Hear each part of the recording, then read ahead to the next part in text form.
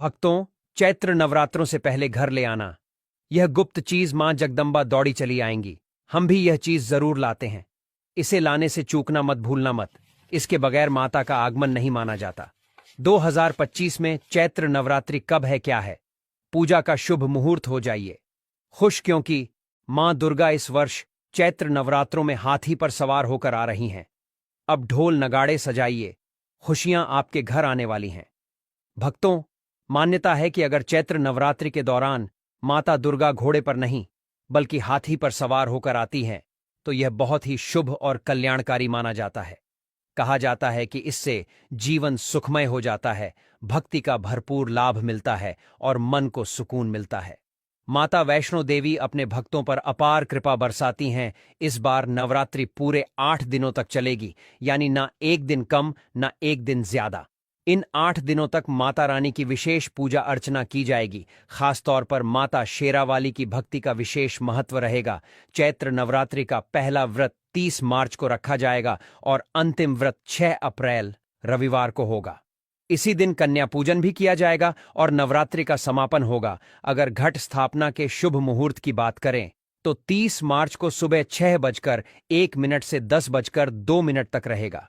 इस बार नवरात्रि के 8 दिनों में 31 मार्च को 2 व्रत एक साथ पड़ रहे हैं, यानी मां ब्रह्मचारिणी और मां चंद्रघंटा की पूजा एक ही दिन होगी। नवरात्रों में घर में कुछ चीजें लाने से माता रानी अत्यंत प्रसन्न होती हैं और अपने भक्तों की सभी मनोकामनाएं पूरी करती हैं। कहा जाता है कि यदि आप नवरात्रि में इन विशेष चीजों को घर में लाकर रखते हैं तो मां जगदम्बा स्वयं आपके घर की रक्षा करती हैं और दरिद्रता दूर होती है। जो निर्धन है वह भी समृद्धि पा सकता है। इसीलिए नवरात्रों के दौरान भक्ति और श्रद्धा से माता की आराधना करें और उनकी कृपा प्राप्त करें। भक्तों, आगे बढ़ने से पहले अगर आप भी चाहते हैं कि माता लक्ष्मी का आशीर्वाद आपके ऊपर सदैव बना रहे, तो इस वीडियो को एक लाइक करके आपके अपने चैनल अद्भुत वास्तु ज्ञान को सब्सक्राइब कर लें और कमेंट बॉक्स में जय लक्ष्मी माता लिखकर अपनी हाजिरी अवश्य से लगाए। हमारे घर में धन दौलत की कोई कमी नहीं है। गाड़ी बंगला सब कुछ माता रानी की कृपा से ही मिला है। इसलिए हमने सोचा कि अपने सभी दर्शकों को भी माता रानी से जुड़ी कुछ खास बातें बताएं, ताकि उन्हें भी माता रानी का आशीर्वाद मिले और उनका जीवन भी सुख समृद्धि से भरा रहे। दोस्तों, मैं हर दिन कहता हूं कि नवरात्रि के दौरान माता रानी की सेविकाएं हमारे घर के द्वार पर आती हैं।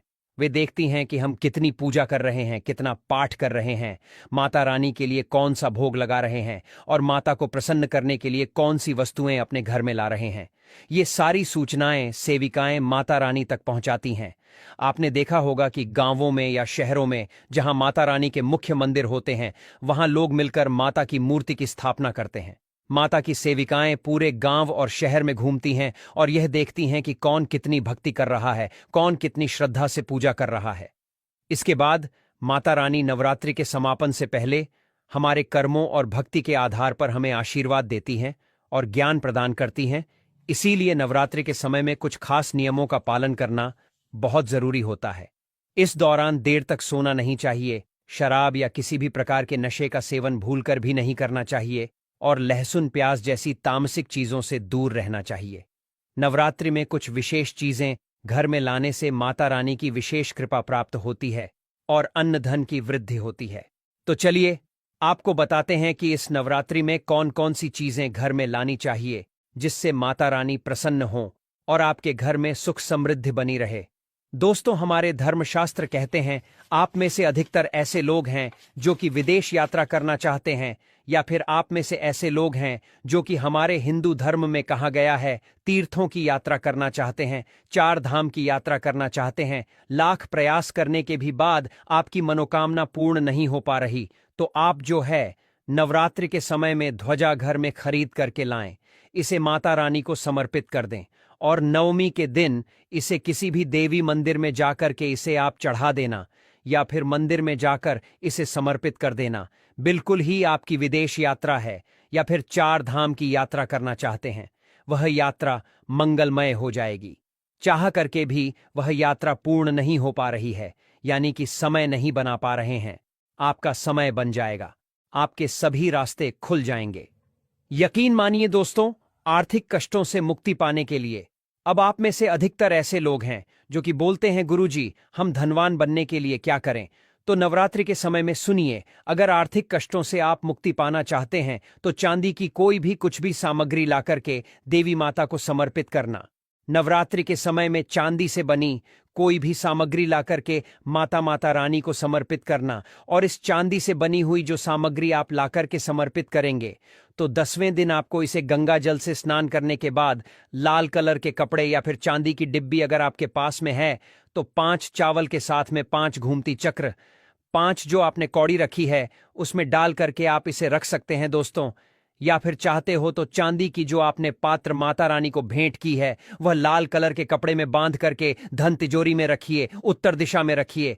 आपके घर में पैसे आने के सभी मार्ग खुल जाएंगे। ऐसा कहते हैं इस उपाय से दरिद्र व्यक्ति भी धनवान बन सकता है। दोस्तों, आप में से ऐसे लोग हैं जो कि योग पाना चाहते हैं तो नवरात्रि के प्रथम दिन से लेकर के अंतिम दिन तक कभी भी गाय का घी लाकर के रखें, बिल्कुल ही गाय का घी लाकर के रखें और इनकी ज्योत जलाएं।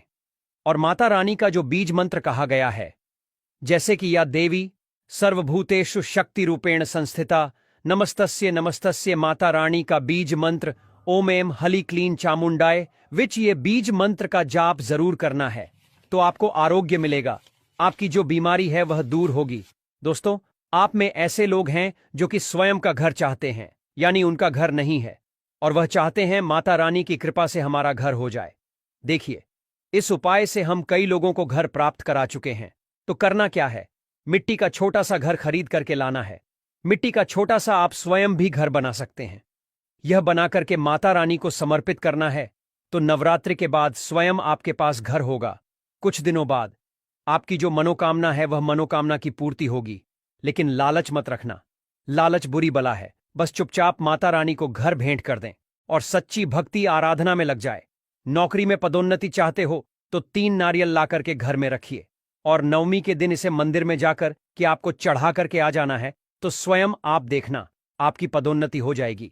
इन दुगनी रात चौगुनी तरक्की होगी। गल्ला हमेशा नोटों से भरा रहेगा, धन से घर भरा रहेगा।